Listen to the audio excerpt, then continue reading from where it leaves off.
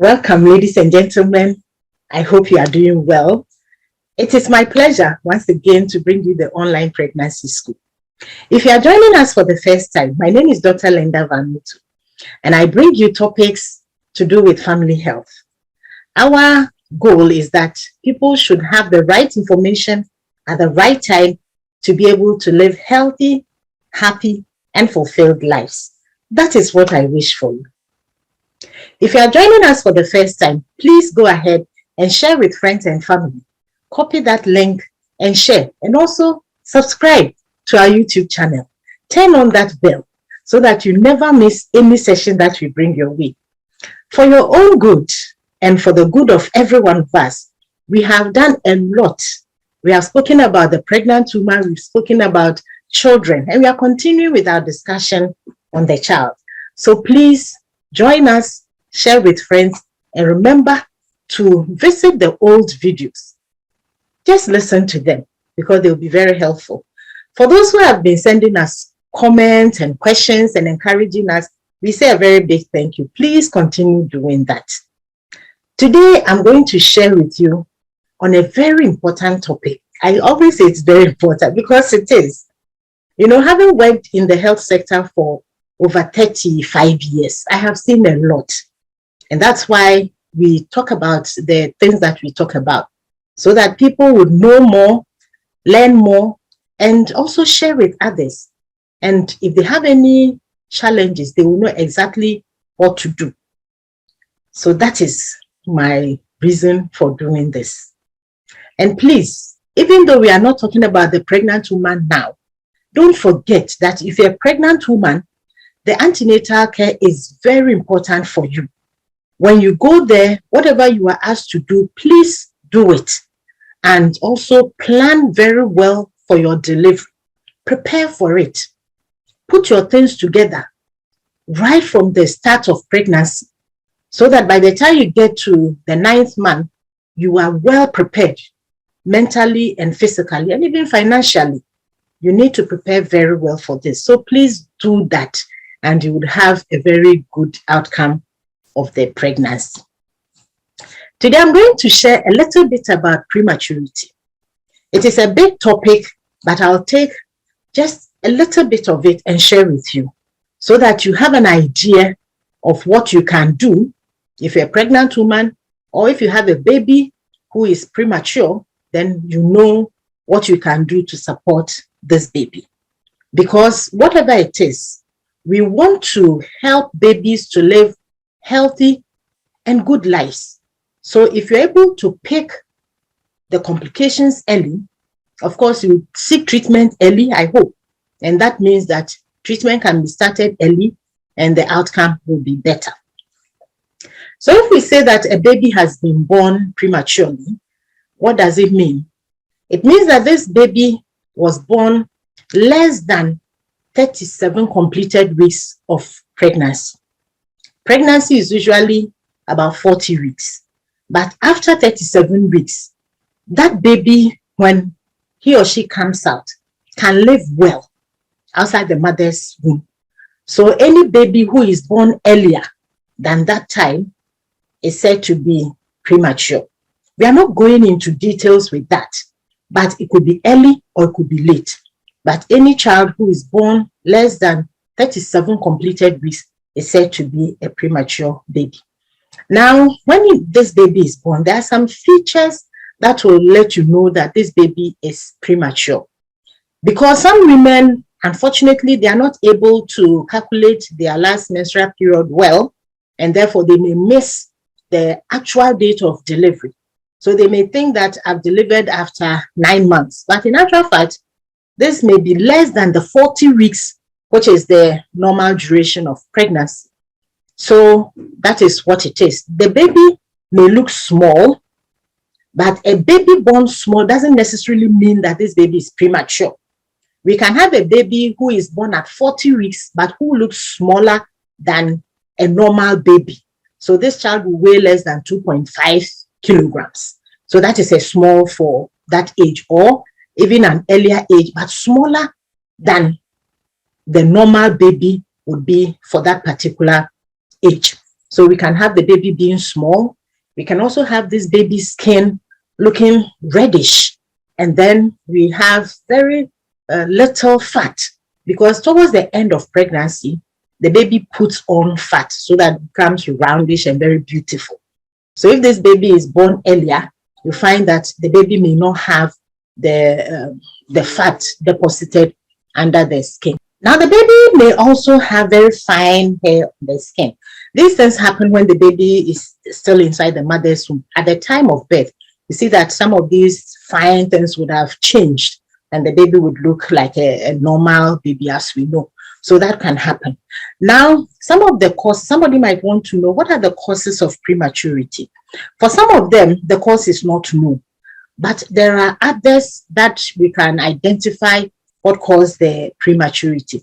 It could be infections, it could be abnormality of the placenta, the baby, and it could also be that the mother has some medical conditions. For example, the mother is diabetic, baby is very, very big, even at very young age, gestational age, and then that can lead to that.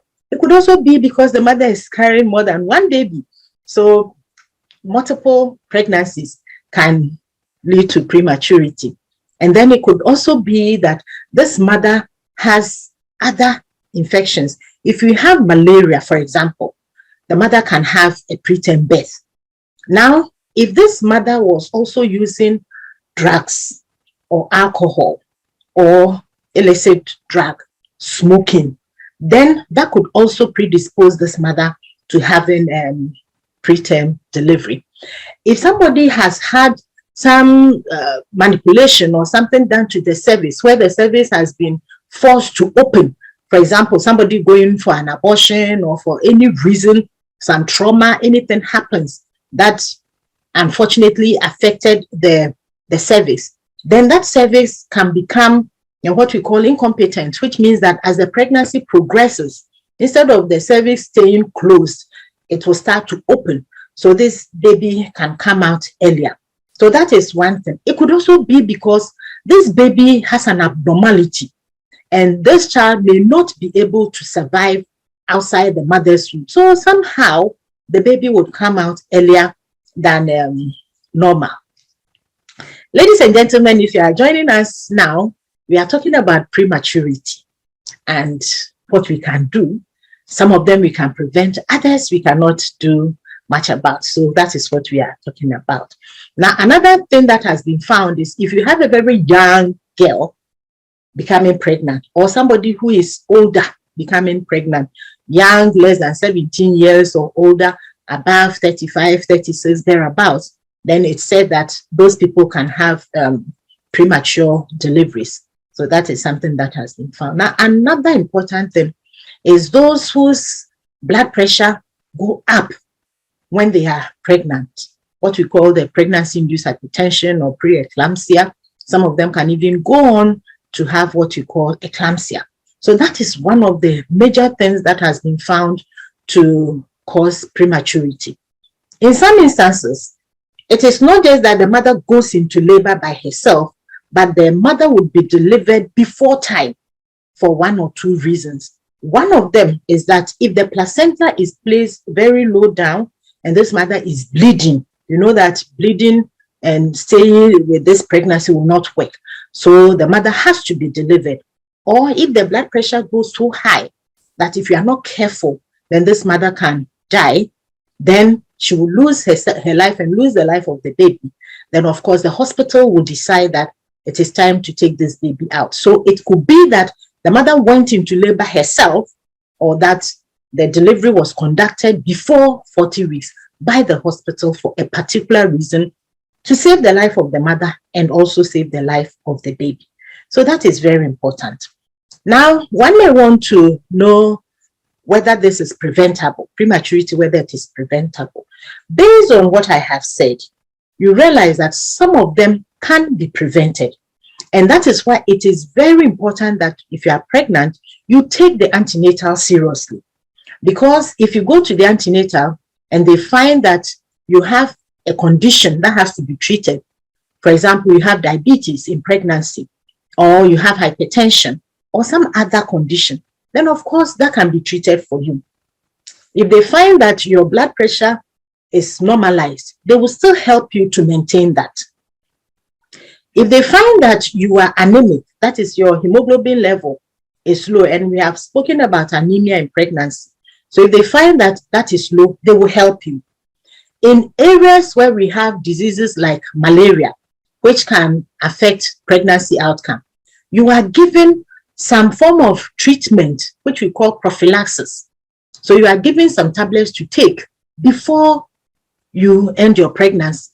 Unfortunately, some people don't want to take the medications because maybe they don't understand what it can do for them, so they don't take them. Or even if you are given some tablets to help build your blood level, not the hypertension, but your blood level, they don't want to take them because they say that the babies will be too big and they'll go through cesarean section.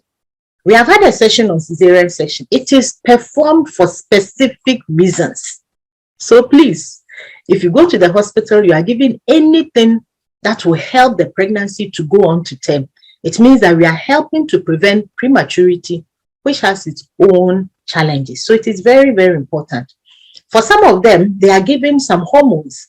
And all this, the treatment can be based on what is possible to cause a premature delivery. So that is what is done. So please be aware that these things are not just done like that. There's also one very important thing done for pregnant women, and that is the prevention of mother-to-child transmission.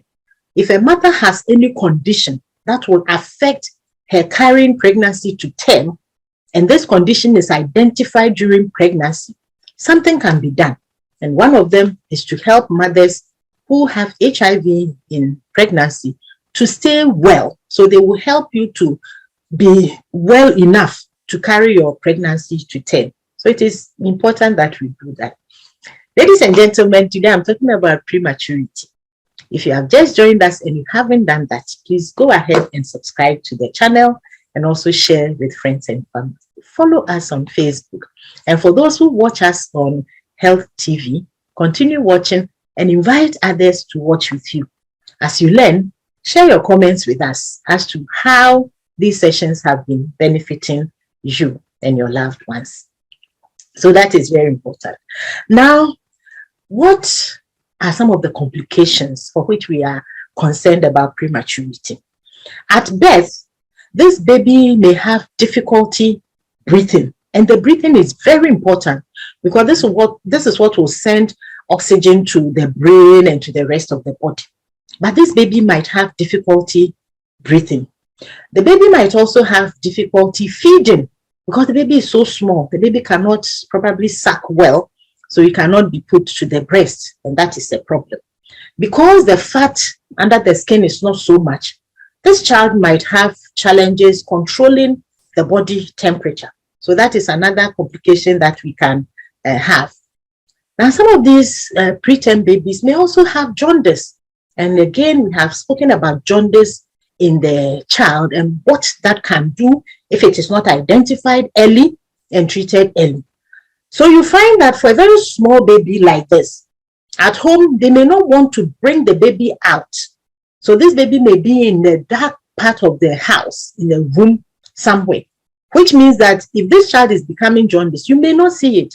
And because of the prematurity, it will be easy for the jaundice to be worse, and therefore the outcome would also be worse. So please take note that this can happen. The other thing that can happen is to do with the eyes. There might be a problem with the eyes. So the way the child can see would be affected in the future. So it is very important. Now, as the child grows, there might be other things that will show as complications. And one of them is to do with developmental delay. We know that at the age of 6 months, for example, a child should be able to sit unsupported. And at 1 year, the child should be able to do this at 3 months. So we have gone through that as well. But these babies, because of the prematurity, some of them might have some developmental delays, including delay in how they think and how they do things. So what a 1-year-old child can do, you find that a premature baby at that age will not be able to do that. And some of them also have problems with the eye. At birth, they might have it, and it can show later. They might have challenges hearing or seeing, that is, or even speaking. So those are some of the things that can happen with these babies. But do not be afraid, because it is not every premature child who will have this. A lot of them are normal. We know some of them who have grown, and they are even leading the effort to reduce prematurity or to draw attention to prematurity. So it is not every child that will have this, but some of them might have these complications that I have mentioned. So what is done for them in terms of managing them or treating them? If you deliver in a hospital, which is what is recommended for you, they have what we call the neonatal intensive care unit, where they will keep this baby. They will make sure that the child is kept warm. So you know about incubator, they will put the baby in the incubator to keep the baby warm. They will find a way of feeding this baby and also preventing the child from becoming infected with any kind of infection. Because all this will not be good for the child's brain and general growth and development. So at the hospital, they will do that. But if you deliver in a hospital where they don't have the incubator, that is not the end of life. We have what we call the Kangaroo Cape. Could be Kangaroo Mother Care, or Kangaroo Father Care, or Kangaroo Parent Care. And this is where the baby is placed on the bare chest of the mother or father. And there are many benefits to that. Research has been done, and a lot has been found, that when that is done, the baby is kept warm. So you find that this baby now is snug in the mother's or father's chest.